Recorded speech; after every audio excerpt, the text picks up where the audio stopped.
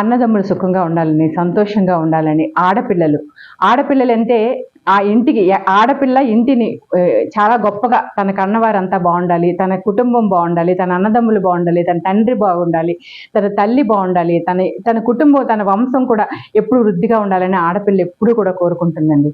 ఆడపిల్లల మెట్టినింటి నుంచి పుట్టినింటి నుంచి మెట్టినింటికి అడుగుపెట్టిన అటు మెట్టినింటి గౌరవాన్ని ఎంతగానే కాపాడుతుందో అలాగే పుట్టింటి గౌరవాన్ని కూడా అంతగానే కాపాడే ఒకే ఒక పిల్లలు ఎవరంటే ఆడపిల్లలు. అలాంటి ఆడపిల్లలందరూ కూడా రాఖీ పౌర్ణమి అనగానే అన్నదమ్ములు గుర్తుపెట్టుకుంటూ సోదర భావం, మన భారతీయ సంస్కృతి సంప్రదాయాలు, మన భారతదేశం నా మాతృభూమి, భారతీయులందరూ నా సహోదరులు, నేను నా దేశాన్ని ప్రేమిస్తున్నాను, సుసంపన్నమైన అంటూ మనం ప్రతిజ్ఞ చేస్తాం ప్రతిరోజు కూడా.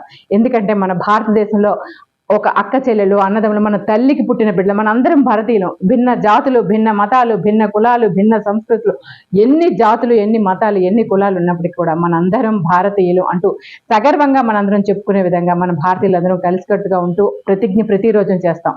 ప్రతి పాఠశాలలో ప్రతి దాంట్లో కూడా పిల్లలకి చిన్నప్పటి నుంచే నేర్పుతాం మీరు మనందరం కూడా సోదర భావం. ఈరోజు చూడండి చాలా చాలా అఘాయిత్యాలు, చాలా చాలా దుర్మార్గాలు ఎన్నో జరుగుతున్నాయి. ఇలాంటి సోదర భావాన్ని పెంపొందింపజేయడానికి ప్రతి పాఠశాలలో కూడా చిన్నప్పటి నుంచి కూడా మనం జనగణమన పాడతాం, వందే మాతం పాడతాం. మనందరం కూడా ఈ భరతమాత ముద్దు బిడ్డలం, ఈ తల్లి ముద్దు బిడ్డలం, అలాగే మనందరం భారతీయులు కాబట్టి మనందరం కూడా సోదర భావంతో మెలగాలంటూ మనం ప్రతిజ్ఞ చేస్తాం. అలాంటి భారతీయులో ఎప్పుడు కూడా చక్కగా అంటే ద్వాపర యుగం నుంచి కూడా త్రేతాయుగం, ద్వాపర యుగం నుంచి కూడా ఆ రోజు శ్రీకృష్ణ భగవానుడికి మనకి కట్టిన రాఖీ పౌర్ణమి ఈ రోజు వరకు కూడా మనం కంటిన్యూగా జరుపుకుంటున్నాం.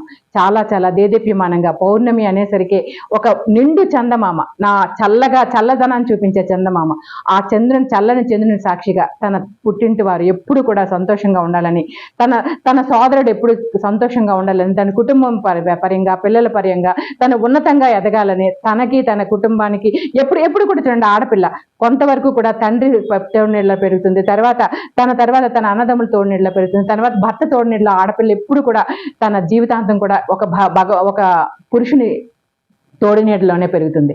కాబట్టి తనకి సహోదరుడు తన అన్నయ్యో తమ్ముడో ఎవరో కూడా ఎప్పుడు కూడా ఎటువంటి కష్టం లేకుండా, ఏది లేకుండా, సుఖంగా సంతోషంగా, ఎలాంటి ఇది లేకుండా సంతోషంగా తన వంశాభివృద్ధి చెందాలి, అలాగే తన కుటుంబం అభివృద్ధి చెందాలి, అలాగే తనకి తన కుటుంబానికి అలాగే తన పిల్లలకి ఎప్పటికీ కూడా చాలా చాలా మనకి సినిమాల్లో చూస్తుంటాం మనం. చాలా దీంట్లోనే పుట్టింటి గౌరవాన్ని నిలబట్టడం కోసం ఆడపిల్లలు ఎంతగా పరితపిస్తారో, తన అన్నదమ్ముల కోసం ఎంతగా వాళ్ళు పరితపిస్తారో, తన మెట్టినింటి వాళ్ళు వద్దన్నా కూడా తన రక్త సంబంధమైన ఒక పేగు బంధం అంటారు దాన్ని.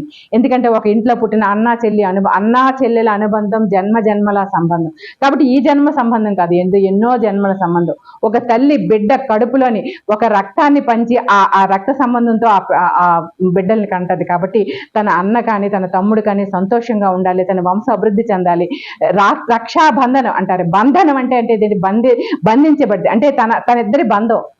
అంటే ఈ రోజు పుట్టింటి నుంచి మెట్టినింటికి వెళ్ళిపోయినా కూడా ఆడపిల్ల అక్కడికి వెళ్ళిపోయినా కూడా ఆ రోజు రాఖీ పౌర్ణమి రోజు గుర్తు తెచ్చుకుని మరి తన పుట్టింటికి వచ్చి తన అన్నదమ్ములు, తన తమ్ముళ్ళు అందరూ కూడా, తన వంశం, తన కుటుంబం అందరూ కూడా సంతోషంగా ఉండాలి. చిన్న పిల్లల నుంచి పెద్దవాళ్ళు కూడా అందరూ కూడా సంతోషంగా, ఎంతో సంతోషంగా జరుపుకునే పండుగ రాఖీ పౌర్ణమి.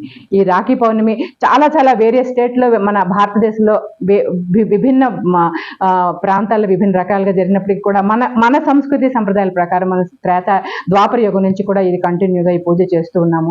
ఇప్పటికీ కూడా ఒక స్వీట్ తినిపిస్తాము, మంగళ హారతులు పడతాము. తన అన్నదమ్ముడు చాలా ఎక్కడికి వెళ్ళినా కూడా జయంతో గెలవాలని, తనకి తన బిడ్డలకి తన కుటుంబానికి ఎప్పుడు రక్షగా ఉండాలని, సంతోషంగా ఉండాలని, తన అన్నదమ్ముడి కుటుంబం ఎప్పుడు బాగుండాలని ఆడపడుచులు చాలా మనస్ఫూర్తిగా చేసుకునే పండగ రాఖీ పండుగ.